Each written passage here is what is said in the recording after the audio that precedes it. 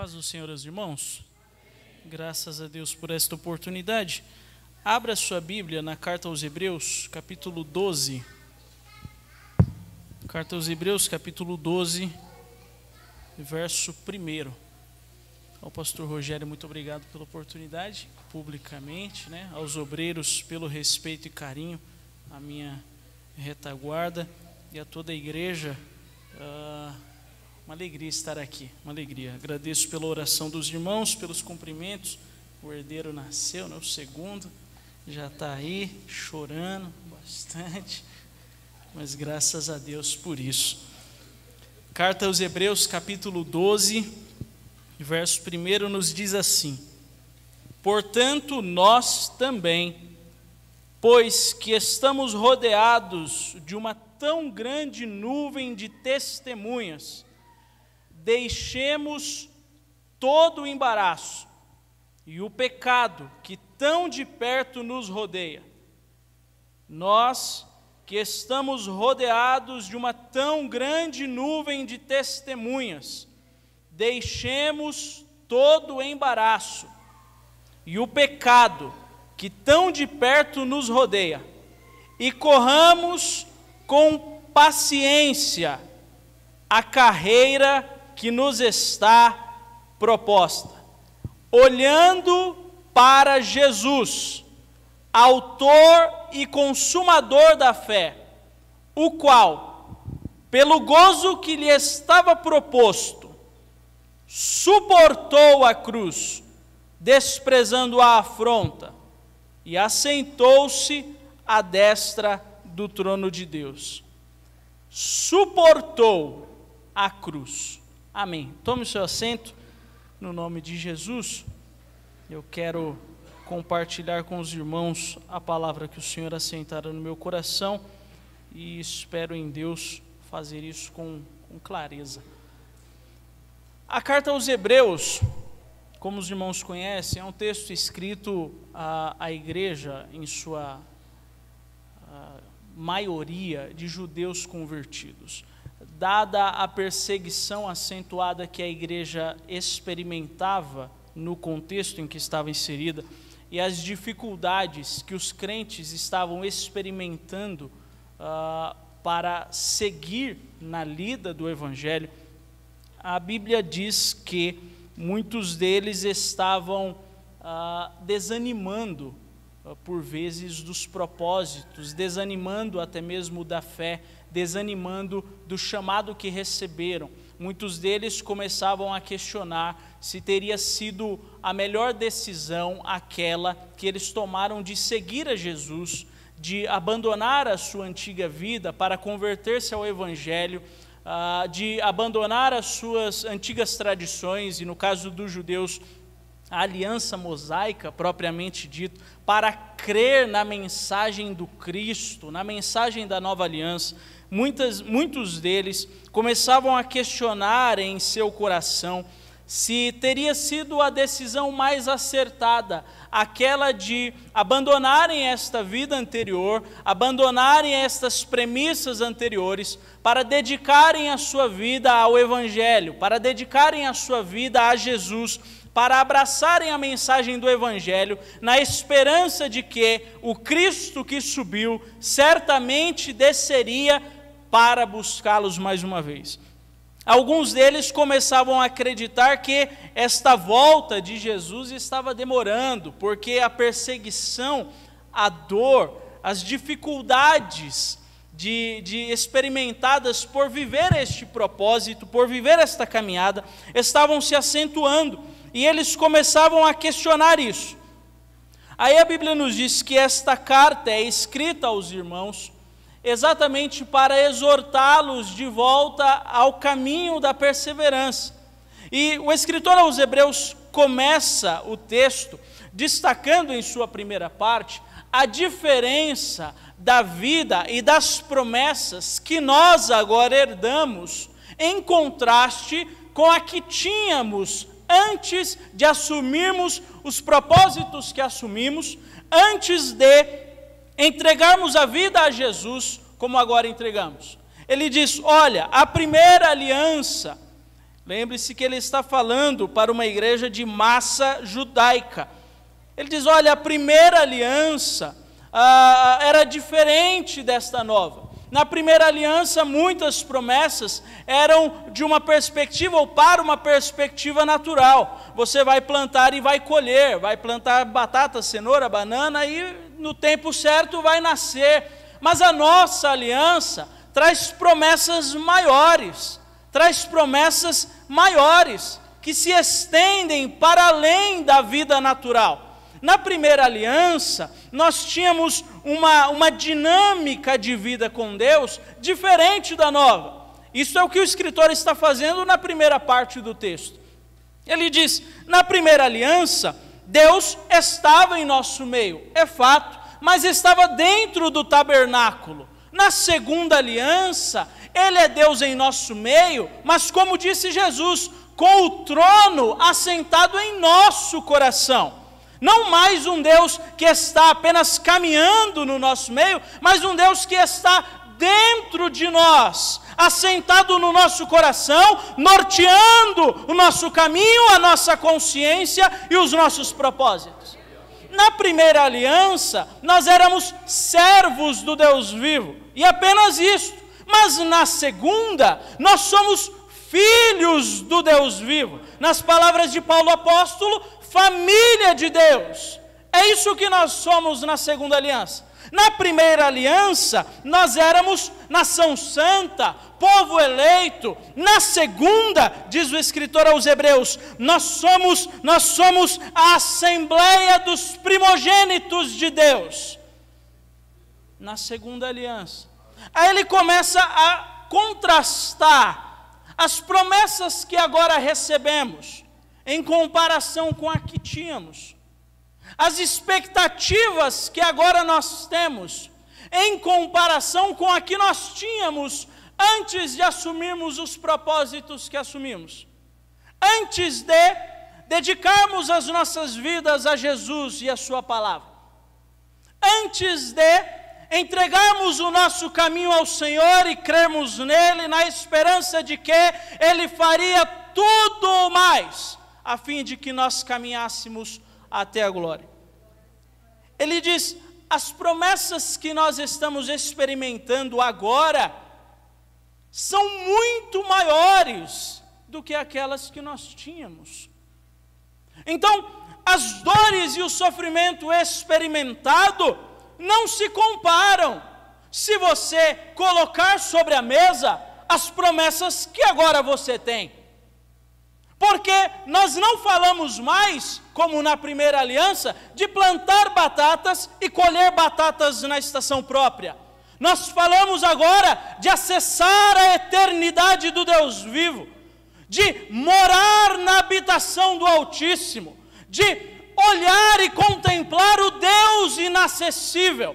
Nós não falamos mais de ter uma terra e um lugarzinho onde nós podemos cobrir as nossas cabeças e ajuntar o nosso gado, o nosso rebanho. Não! Agora nós falamos sobre ser cooperadores de Deus em uma obra que está atravessando mais de 2000 anos de história. Nós falamos agora em promessas que nos engajam em um propósito, que a Bíblia diz, os anjos ansiavam por participar de alguma forma, mas a eles não foi dado, mas a nós, os que cremos, foi dado este privilégio de participarmos destas promessas, de participarmos deste plano, deste projeto que está sendo desenhado na história.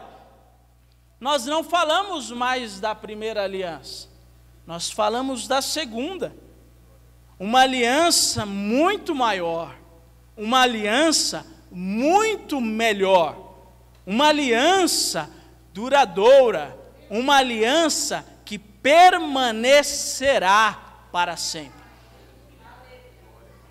Aí o escritor aos Hebreus diz, se você colocar sobre a mesa e comparar as dores que você está sofrendo com as promessas que você recebeu, você verá que as promessas são muito maiores. você verá que as promessas que você tem são muito maiores, são muito melhores, e darão a você muito mais gozo do que desistir agora para se furtar das dificuldades. Aí ele continua e diz assim: olha, eu sei que nós estamos experimentando dificuldades, eu sei que a igreja está experimentando dias difíceis, eu reconheço que a igreja está experimentando a perseguição, e que isso é difícil, e que isso machuca, e que isso traz feridas por vezes, mas considere que nós temos estas promessas maiores, e considere também que quem fez a promessa é maior do que aqueles que antes nós víamos. Quem mantém a nossa promessa, quem viabiliza a realização, a concretização, a manifestação da promessa de Deus, da sua palavra em nossa vida, ele diz, é muito maior do que os outros. Porque antes, os sacerdotes separados para intermediar a causa dos homens e Deus, eram gente como nós, que apresentavam ofertas, não apenas por nós, mas também por si mesmos, a fim de que fossem recebidos e ouvidos por Deus. Mas o nosso sumo sacerdote, diz o escritor aos Hebreus, ele é muito maior, porque ele não vem segundo a herança ou a tradição humana, ele não vem da linha de Arão, ele não vem da descendência, não, ele vem, ele existe, ele é, porque foi constituído por Deus para ser o mediador da causa entre os homens, o advogado fiel, o conhecedor da causa humana. Aí o escritor aos Hebreus diz, os nossos sacerdotes antes, eles tinham em si mesmos a fraqueza, mas este nosso agora, a saber, Jesus o Cristo, ele é puro, ele é santo, mas mesmo sendo assim, ele assumiu humanidade. E para quê? Para como nós conhecer as dores da vida, para como nós conhecer as dificuldades da vida, a fim de que, sendo o nosso sumo sacerdote e conhecendo as nossas dores e misérias, tivesse condições de rogar por nós e agir em nosso favor nas nossas dificuldades. Você já foi cuspido uma vez? Cuspiram em Jesus, ele sabe como é, entende você. Já foi traído, traíram Jesus também. Seus amigos já te deixaram, os discípulos, os amigos de Jesus, deixaram ele também no momento mais intenso. Já armaram emboscada para você, já levaram você no alto da montanha para jogar você lá embaixo, já fizeram isso com Jesus também. A sua família já olhou para você desacreditado, seus irmãos já foram atrás de você dizendo, vamos trazer ele para casa que ele não está muito bem não, acho que está meio fora da caixinha. Já fizeram isso com Jesus também. O escritor aos Hebreus diz, ele experimentou as nossas dores, ele sentiu o nosso sofrimento para conseguir rogar por nós no dia de dificuldade. E quem sabe este dia é hoje, quem sabe este dia é agora. Então saiba, Jesus está aqui para rogar e agir por você. Eu sei que dói, eu sei que é difícil, viver o propósito é complicado em um mundo como o nosso. Viver o propósito, quem vive propósitos, anda diferente, anda por caminhos diferentes, anda por perspectivas diferentes, e neste mundo é complicado, é complicado. Ser igreja, Paulo escrevendo aos Coríntios diz, o homem espiritual discerne tudo e por ninguém é discernido. Imagina um crente andando em um mundo como o nosso. É difícil. A Bíblia diz que Moisés sentiu no seu coração, compreendeu lá no seu interior, que Deus o colocou na posição em que ele estava, no Egito, a fim de socorrer o povo hebreu, que eram escravos. Aí a Bíblia diz, ele decidiu caminhar entre o povo.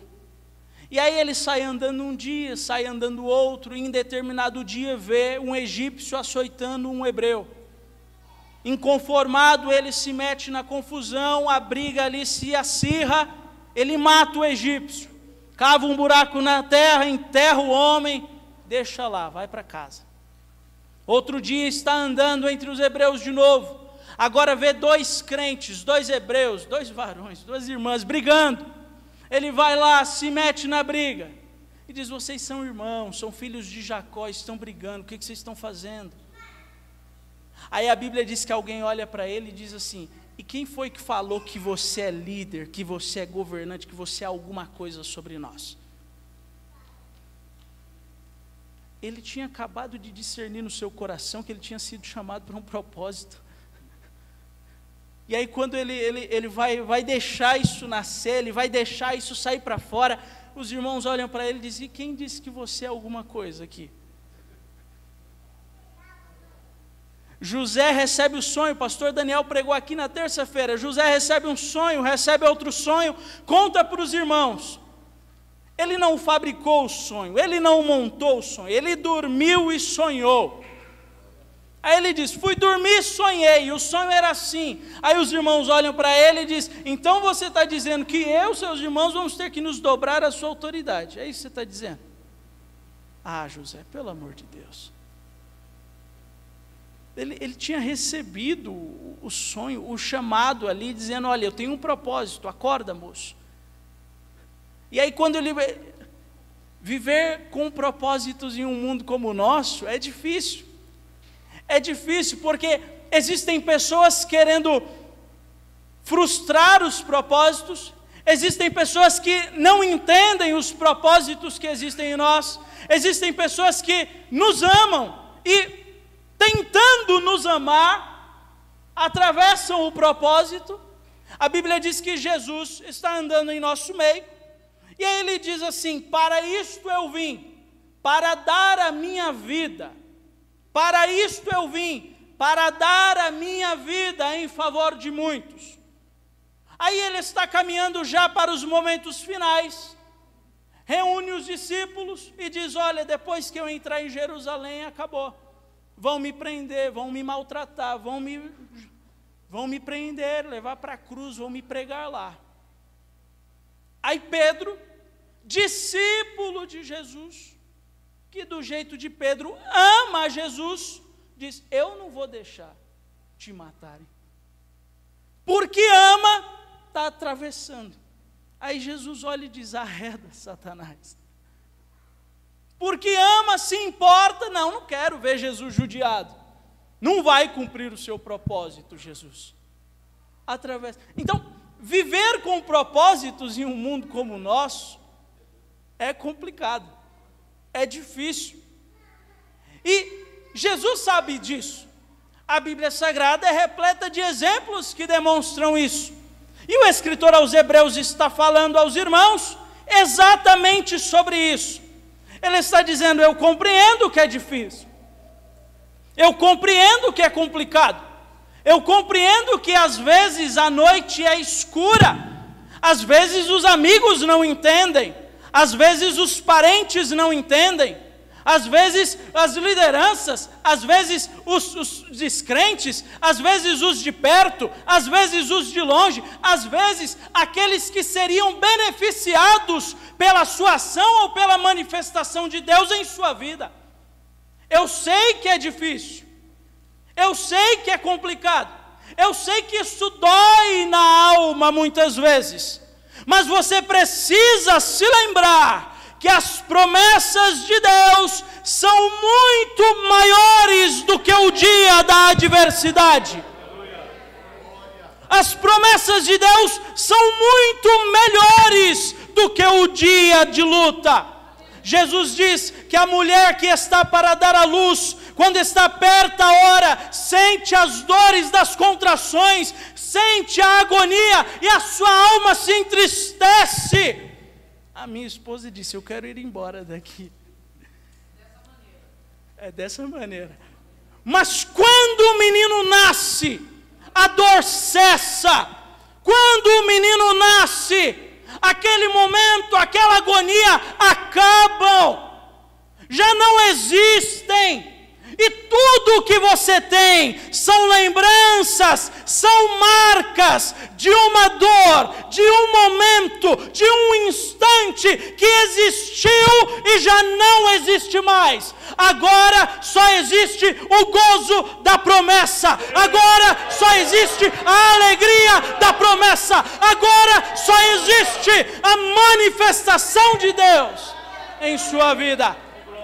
A Bíblia Sagrada diz que naquele dia nós veremos a Jesus, cearemos com Ele, nos assentaremos com Ele, olharemos para Ele e pegaremos em suas mãos e veremos as suas mãos furadas. E sentiremos a dor? Não. E sentiremos a agonia? Não. Veremos apenas marcas de um momento que existiu para nunca mais outra vez. Apenas marcas. Aí o escritor aos Hebreus diz: eu entendo que é difícil, eu entendo que é complicado, mas você precisa lembrar que o processo até fere, machuca, mas o propósito vai te restaurar novamente. O propósito vai te restaurar novamente. João diz que quando viu Jesus na visão que recebeu dos céus, para ele olhava e dizia: parecia um cordeiro que foi morto. Mas outro olhava e dizia: é como o leão da tribo de Judá, restaurado em poder, em glória, não mais sem beleza ou formosura, não mais alguém que olhando para ele não dávamos nada, não. Agora ele está restaurado em seu poder, agora ele está restaurado em sua glória, está sentado à destra de Deus, os inimigos estão por estrado dos seus pés, todo o poder e toda a autoridade está em suas mãos. E aquele homem de dores já não existe mais. Apenas um momento, apenas um instante. O processo machuca às vezes, e eu sei que dói. Eu compreendo que é difícil. Foge a nossa compreensão, foge a nossa... A Bíblia diz que Jó, de um dia para o outro, começa a perder tudo. Assassinam os servos dele, os filhos morrem no desabamento da casa, roubam as posses e propriedades dele. Só desastre. Para não maldizer, para não blasfemar, para não atribuir culpa a Deus, para não dizer: é o Cláudio, é o Pedro, é culpa daquele. A Bíblia diz que ele se cala e vai sofrer a sua dor, está enfermo, e aí está calado no dia da dificuldade, está calado, para não maldizer, para não blasfemar, para não atribuir culpa a quem não tem, para não, é Deus, é. Aí a Bíblia diz que a esposa dele chega e diz assim: não te resta mais nada, amaldiçoa esse Deus e morre. Viver com propósitos é difícil, porque nem todo mundo entende, nem todo mundo compreende, e isso machuca, isso fere. Você vai vir para a igreja e o esposo grita de lá: por que não muda para a igreja de uma vez, todo dia, toda hora? Por que não vai morar? Aproveita que o pastor fez os quartinhos lá em cima e muda para lá de uma vez. Porque não entende. Ou porque te ama tanto que queria você em casa na sexta-feira lá, e aí você estava na campanha. Eu sei que dói. E Jesus sabe. Porque Ele, como nós, experimentou todas estas dores. Para que hoje, enquanto você estivesse passando por um momento assim, Ele soubesse como agir em seu favor, como interceder por você, como rogar a Deus em seu favor. Quando você chora e diz, eu quero que isso acabe, eu vou entregar tudo, ele saber, chegar em Deus e falar, não quer acabar, não quer entregar, só está com medo, só está doendo, só está sofrendo, ele quer vitória, ele quer vencer, ele quer que isso acabe, ele quer superar isso de uma vez. Ele sabe, Ele conhece, e Ele está aqui hoje para abençoar você, para estender as mãos e rogar em seu favor, para agir em sua vida.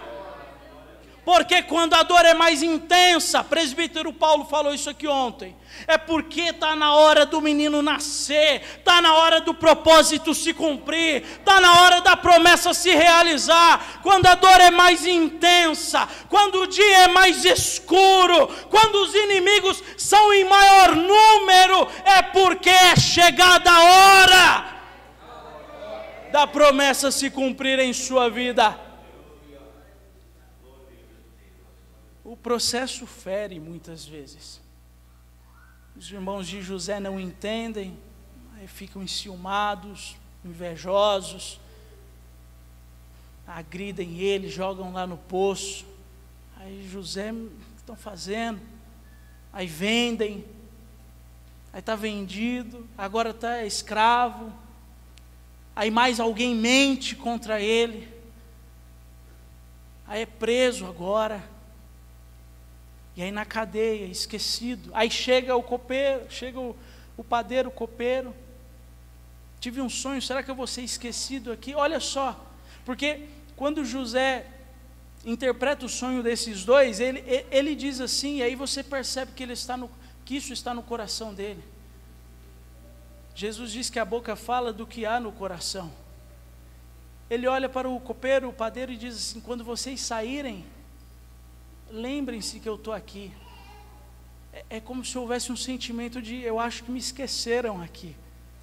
Eu acho que alguém esqueceu que eu estou aqui. Então quando vocês saírem, lembra que eu estou aqui. E por quê? Porque estava vivendo o propósito. Estava vivendo o propósito. Aí Moisés, depois de tentar apartar a briga entre os irmãos, é denunciado, o faraó diz, eu quero Moisés morto. Aí Moisés foge, de príncipe do Egito a fugitivo. Agora vive no deserto, escondido. Por quê? Porque sentiu queimar no coração o propósito e disse, eu vou atender, eu vou. E aí as dificuldades apareceram.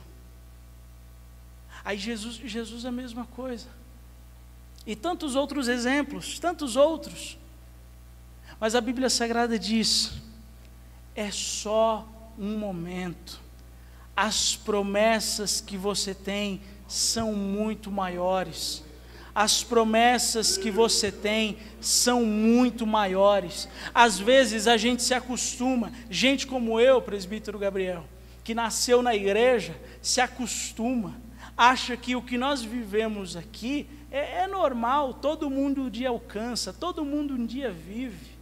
E acaba desprezando que isso é obra de Jesus, que ninguém chega a este lugar se Jesus não estender a mão, que ninguém tem lugar na casa de Deus se Ele não abrir a porta, que é Ele quem dá obreiros à igreja, é Ele quem separa, é Ele quem guia, é Ele quem conduz o rebanho, é Ele quem não deixa as ovelhas se perderem, da porta ao altar, é Ele quem ensina, é o Espírito Santo quem guia, quem conduz. Ninguém faz isso sozinho, ninguém chega aqui sozinho, ninguém permanece aqui sozinho. Se você ouviu o pastor Rogério pregando no primeiro dia, ele disse, ninguém vive o propósito sozinho, porque é impossível viver o propósito sozinho. Nós estamos cercados de gente que está sendo usada por Deus dia e noite para nos conduzir, para nos ajudar, para em dias de agonia e sofrimento, para em dias de ferida e dor, estenderem a mão e não nos deixarem cair. Estamos cercados de pessoas assim, estamos cercados pela igreja de Deus, porque o processo é trabalhoso.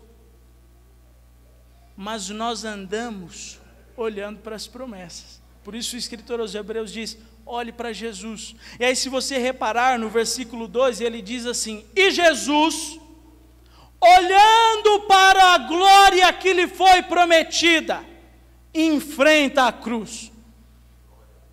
Não é? E Jesus, sorrindo e feliz e saltitante, vai na direção da cruz, dizendo: está tudo bem. Ele chora por causa da dor da cruz. Ele agoniza por causa da dor da cruz. Lágrimas, não como a minha e a sua, lágrimas de sangue por causa do sofrimento da cruz. Aí a Bíblia diz, verso 2 do capítulo 12, ele olha para a promessa, ele olha para a glória que foi prometida a ele, ele olha para, como disse o presbítero Paulo Henrique aqui ontem, para o Pedro, para o João, para o Gabriel, para o Douglas, para o Quemuel, para a Ana, para a Beatriz, salvos, lavados, remidos. Ele olha para a concretização e caminha na direção da cruz, olhando para a promessa. Se você voltar no capítulo 11, eu já vou encerrar, todos os chamados heróis da fé andaram olhando para a promessa, porque senão seria impossível, senão seria difícil demais, senão seria sofrido demais. Aí eles olham para a promessa, e Abraão sai da casa dele, sem rumo, sai andando, porque Deus não disse para onde ele ia, Deus disse que o faria chegar.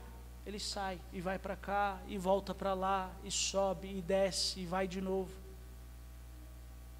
Aí Isaac, aí José, a Bíblia diz que José, ele entende, ele crê na promessa, e quando ele está perto de morrer, ele diz assim: ainda há uma promessa, dizendo que o nosso lugar não é nesta terra, então depois que eu morrer, peguem os meus ossos e levem embora daqui. E sabe por que ele está dizendo isso? Porque ele está olhando para a promessa que foi feita a ele. E olhando para a promessa, ele caminha. Aí o escritor aos Hebreus diz: olhe para Jesus, o autor e consumador da sua fé. Olhe para Jesus, quem cumpriu a primeira aliança, firmou a segunda aliança, pagou o preço por você, sarou a causa de dívida que existia entre Deus e o homem, pacificou a relação, juntou você na comunhão, lavando com o sangue do Cordeiro, deu a você como penhor, como garantia, o Espírito Santo, subiu aos céus para preparar morada para você em um lugar onde não havia lugar para você. Olhe para Jesus, autor e consumador da sua fé, e corra, meu irmão, corra com perseverança, porque não é o processo que vai te sarar, te mudar, te abençoar, é o propósito, é chegando do outro lado, é atravessando a noite escura, é ali que está a cura para você. O escritor aos Hebreus capítulo 11 diz que muitos dos que vieram antes de nós morreram ao fio da espada, perseguidos por animais, caçados, como se não tivessem valor algum. Homens que o mundo nunca mereceu, foram dilacerados, foram feridos, mas naquele dia, diz a Bíblia Sagrada, eles receberão um novo corpo, diferente do que nós temos aqui. Em lugar de mortalidade, receberão imortalidade. Em lugar de corrupção, receberão incorruptibilidade. Morreram aqui crendo em uma promessa, nunca viram, apenas creram, mas naquele dia, os olhos verão e contemplarão ao Senhor como Ele é. Não é o processo que vai curar você. É o propósito. É quando você chegar do outro lado. É quando você vencer a noite escura. É quando você vencer as ondas que são bravias. É vencendo este momento. É atravessando este momento. É depois que você suportar a cadeia e até pensar, será que me esqueceram? Mas não esmorecer, não desanimar, falar, eu sei que Ele vive, eu sei que Ele vive e Ele vai se levantar, Ele vai se lembrar, Ele vai dissipar a tempestade. Sofreu como eu estou sofrendo, padeceu como eu estou padecendo, experimentou as dores que hoje eu experimento. Ele sabe como é, não me deixaria para trás, não me deixaria morrer, não me abandonaria na noite escura, não me abandonaria quando eu mais preciso. Você só precisa crer e permanecer, crer e continuar, crer, porque a promessa vem, a promessa vem, a promessa vem e vai restaurar você, vai curar você, vai sarar você, vai restaurar a sua alma. Feridos, mas não desanimados. Feridos, mas logo mais sarados. E quando nós olharmos para este momento, você verá apenas marcas de um momento que existiu, mas já não existe mais. Quando olharmos para a mão do Cristo, apenas marcas